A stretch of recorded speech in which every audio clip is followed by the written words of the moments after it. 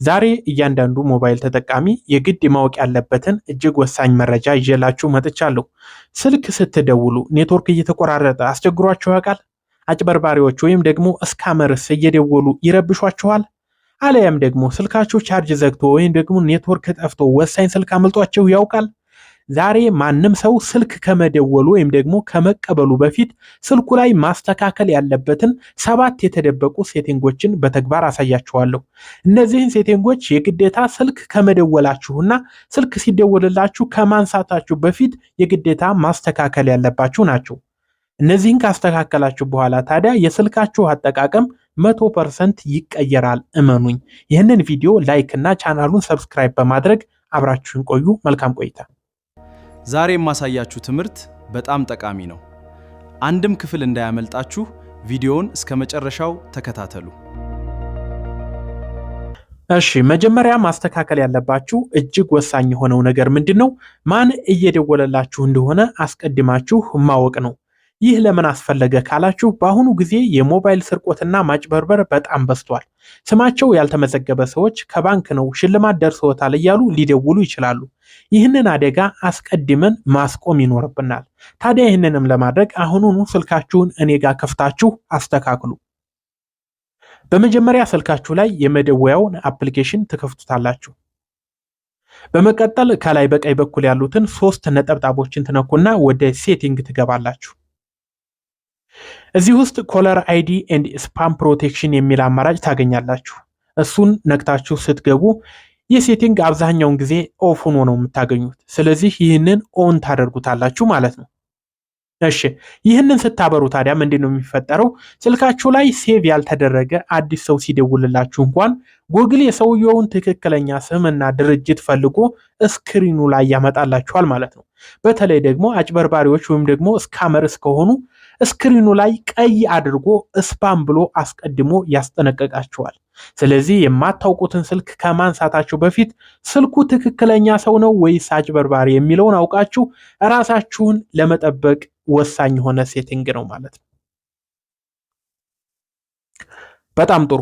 አሁን ደግሞ ወደ ሁለተኛው ሴቲንግ እናልፋለን። ሁለተኛው ሴቲንግ ደግሞ እናንተ ለሰው ስትደውሉ ቁጥራችሁ እንዳይታይ ወይም ደግሞ ፕራይቬት ሆኖ እንዲደውል ማድረግ ከፈለጋችሁ የምትጠቀሙበት ነው። ታዲያ ይሄ ስለምን ያስፈልጋል ካላችሁ አንዳንዴ መንገድ ላይ የተለጠፈ ማስታወቂያ አይታችሁ ለመጠየቅ፣ ለማናምነው ሰው ለመደወል ወይም ደግሞ ለአንድ ጊዜ ጉዳይ ብቻ ስንደውል የራሳችንን ትክክለኛ ቁጥር መስጠት አንፈልግም። ግላዊነት የሚባል ነገር አለ ወይም ደግሞ ፕራይቬሲያችንን መጠበቅ ይኖርብናል ማለት ነው። ስለዚህ ለሆነ ጉዳይ ማንነታችን ሳይታወቅ መደወል ከፈለግን አሁን የምነግራችሁ መንገድ ትከተላላችሁ። አሁንም መጀመሪያ ስልካችሁ ላይ የመደወያውን አፕሊኬሽን አንድ ጊዜ ትከፍቱታላችሁ።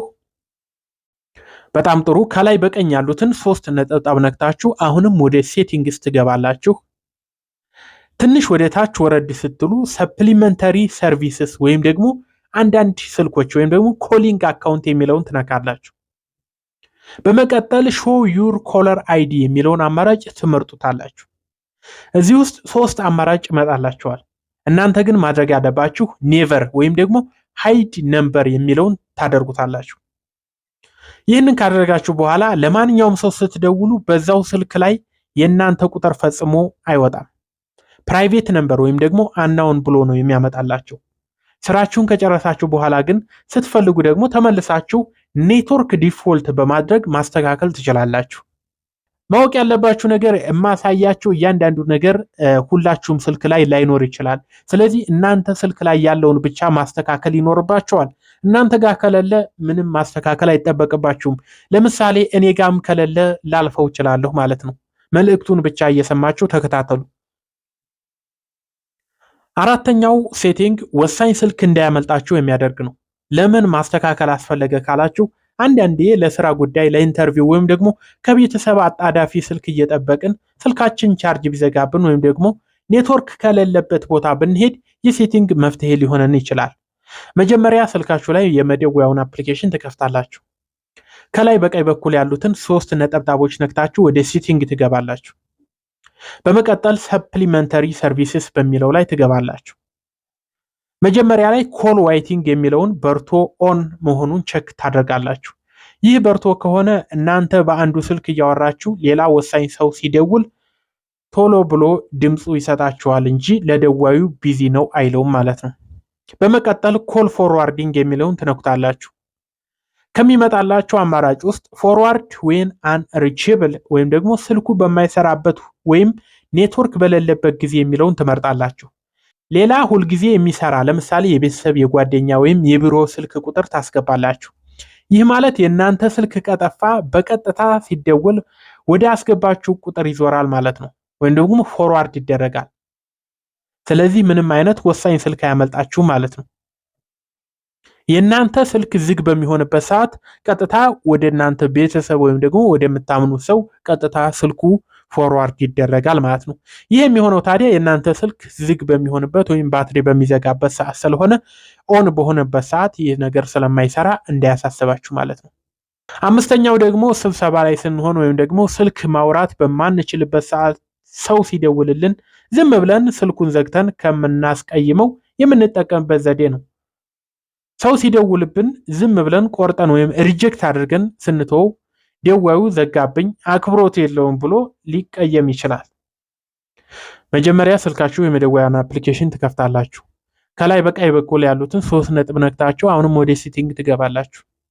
በመቀጠል ኩዊክ ዲክላይን ሜሴጅ የሚለውን ትነካላችሁ። እዚህ ላይ በእንግሊዝኛ የተጻፉ መልእክቶች አሉ። ስለዚህ እናንተን የራሳችሁን በአማርኛ መጻፍ ትችላላችሁ። ለምሳሌ እዚች ጋር አሁን ስብሰባ ላይ ነኝ፣ ትንሽ ቆይቼ እደውላለሁ፣ አሊያም ደግሞ አሁን ማውራት አይመቸኝም ቴክስት አድርግልኝ ብላችሁ ጽሁፉን ሴፍ ታደርጉታላችሁ። ከዚህ በኋላ ስልክ ማውራት በማትችሉበት ሰዓት ሰው ሲደውላችሁ ስክሪኑ ላይ ሜሴጅ የምትለዋን ነክታችሁ ይችን የአማርኛ ጽሁፍ ስትመርጡ ስልኩ ይዘጋና ያ ጽሁፍ በክብር ለደዋዩ ቴክስት ይገባለታል ማለት ነው። በመጨረሻም 7ኛውና ለሰላማችሁ እጅግ ወሳኝ ሴቲንግ ልንገራችሁ። አንዳንዴ ማንነታቸውን ደብቀው ቁጥራቸውን ፕራይቬት ነምበር አድርገው የሚደውሉ አስጨናቂዎች አሉ።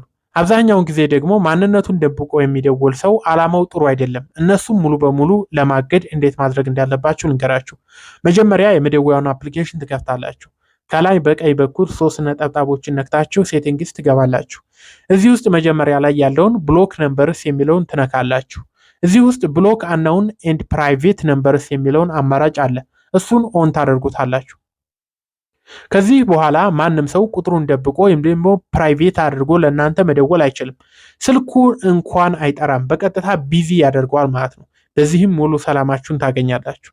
በአጠቃላይ ተመልካቾች ዛሬ ያሳያችሁ እነዚህ 7 ሴቲንጎች ስማርት ስልካችሁን በእውነት ስማርት አድርገን እንድንጠቀምበት የሚያደርገን ስልክ ከመደወላችሁም ሆነ ከመቀበላችሁ በፊት የግድ ልናስተካክላቸው የሚገቡ ናቸው። እስኪ ንገሩኝ ከነዚህ 7 ምርጥ የስልክ ሴቲንጎች ውስጥ የትኛው ይበልጥ ተመቻችሁ? አሊያም የትኛው እስካሁን ሳታውቁት ቀርታችሁ ዛሬ በቪዲዮ አገኛችሁት? ከታች ኮሜንት ላይ ጻፉልኝ፣ እያንዳንዱን አነባለሁ። የዛሬው ቪዲዮ ጠቃሚ ሆኖ ካገኛችሁት ለወዳጅ ዘመዶቻችሁ ሼር ማድረግና ላይክ ማድረጋችሁን አትርሱ።